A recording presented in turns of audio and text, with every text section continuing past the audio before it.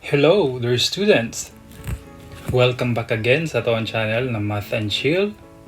Today, we're going to have a part 2 or a continuation of our discussion last time, which is about adding and subtracting polynomials. So kung wala pa niyo to nakita tong first na to nga ang part 1 ani nga kuan unsa nga discussion, i-check lang niyo dire. Check lang ninyo dire na dire sa kuan. I-click lang ning link nga naa dire sa kuan. Sa upper right corner na diha tong part 1. So karon nata sa part 2. Kuan lang ni siya. Maghatag ra ko additional examples para masabtan ninyo or mas masabtan pa ninyo unsaon pag add or subtract of polynomials. So proceed ta. Di na nato ni dugayon pa, proceed ta. Erase. Supposing we have this one. First example. Na atay, let's say 12x raised to 2 plus 3x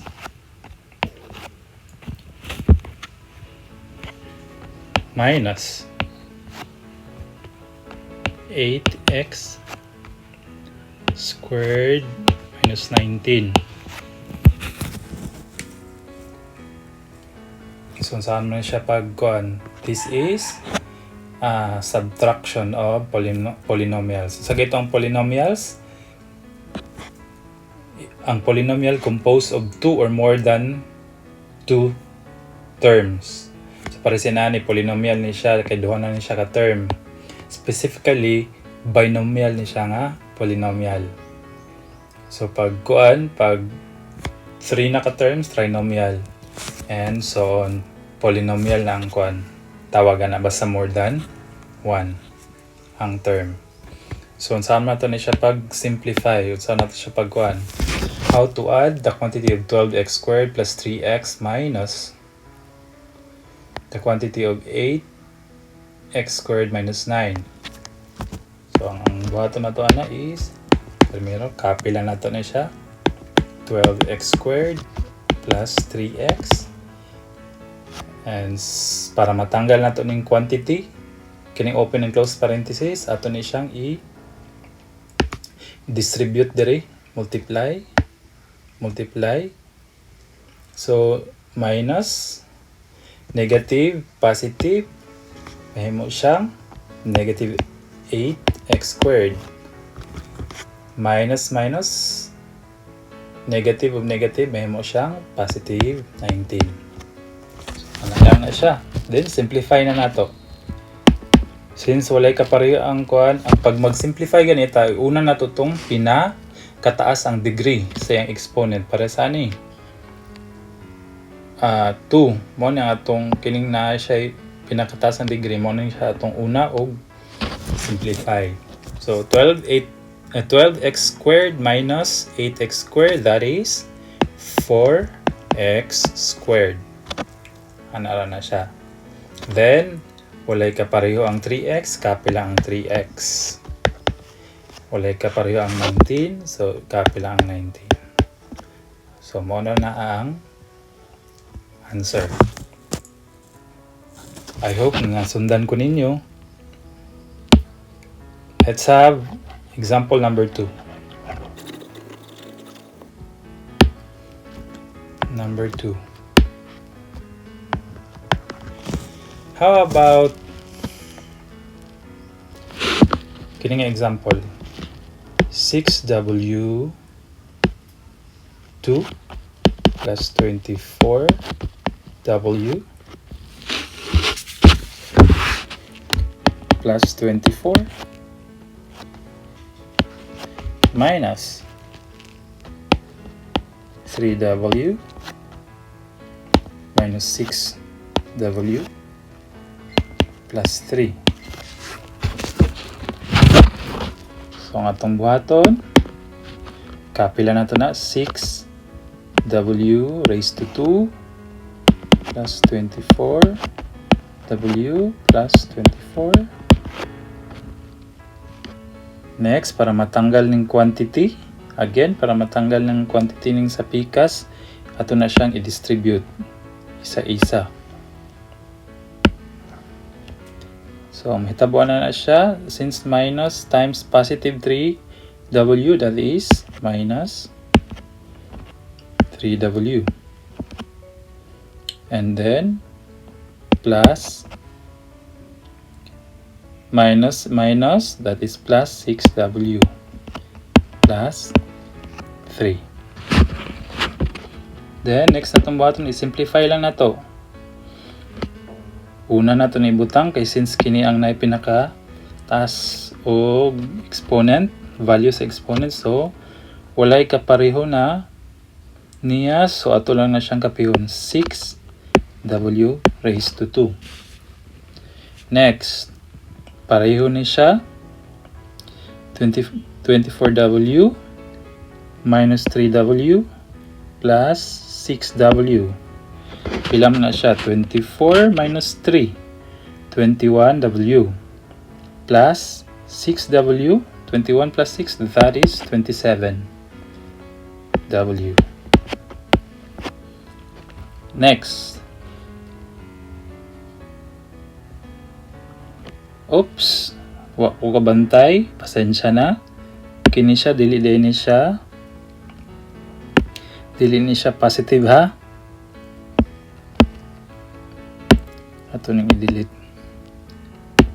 Since negative ni siya, tapos positive ng 3 dire, unlike sign, sumay mo na siyang negative.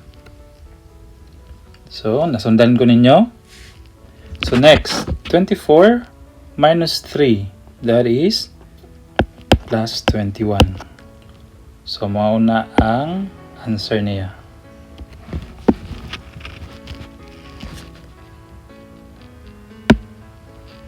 Tama.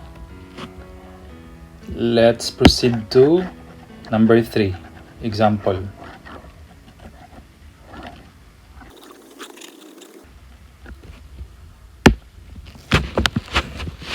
Number 3. How about this one? The quantity of 4 z cubed plus 8 z2 minus z plus the quantity of minus 2 z squared plus z and let's say 6. Saan man na? So again,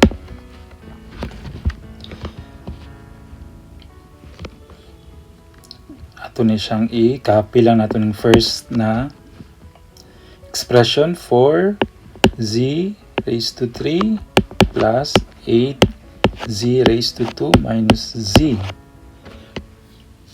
So again, para matanggal sa ang kuan sa pikas, ang quantity or open and close parenthesis, i-distribute nato na siya.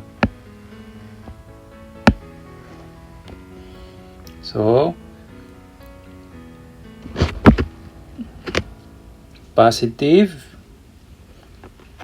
that is minus 2z squared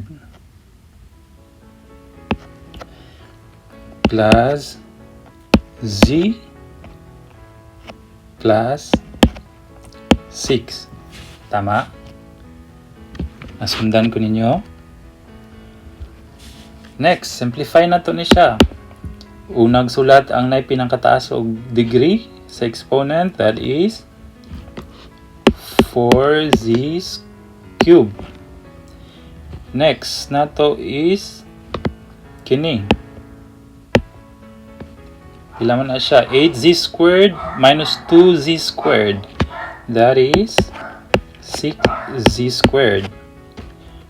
And minus z plus z cancel na siya kay pareho ra man na siya og kuan.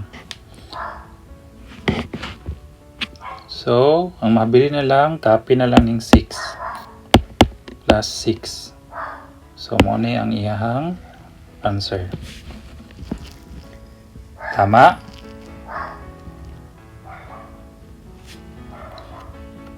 So proceed ta sa number 4. Well, kung namoy lain kuan, by the way no, kung namoy pamaagi nga kumbaga mas sayon or mas dali para sa pag-solve aning kuan polynomials, i-comment lang sa comment section below. Para kuan share lang tag knowledge ninyo kung naamoy kuan. Naamoy sariling technique. So, let's proceed to last example. Example number 4. For example natay, let's say 49p squared minus 25 plus 16p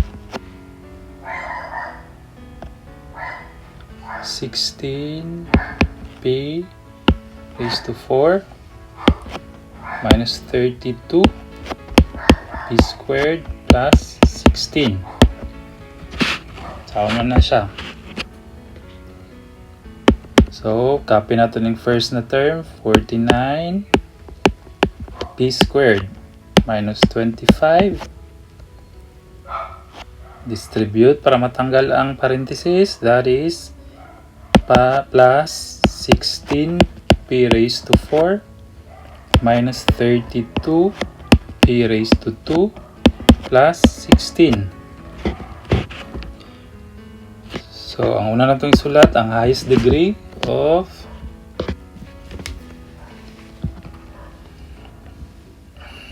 exponent. Sa man ang highest degree of exponent, that is 16p4. Wa siya kapareho, copy lang 16p raised to 4. Next na to simplify kining 49p squared og 32p squared. Pila man na siya? That is 49 minus 32. That is 17. 17p raised to 2. Tama.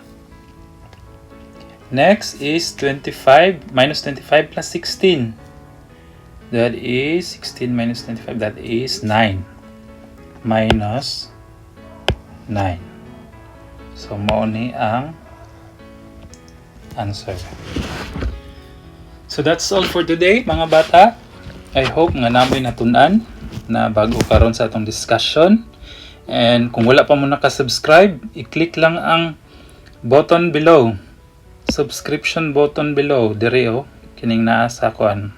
Gina-point sa araw nga akong ginasulat na diha. O i-click na lang po ang notification bell para ma-notify gud mo kung natay mga bagong upload sa atong channel, which is Math and Chill. So that's all for today, and thank you very much. God bless.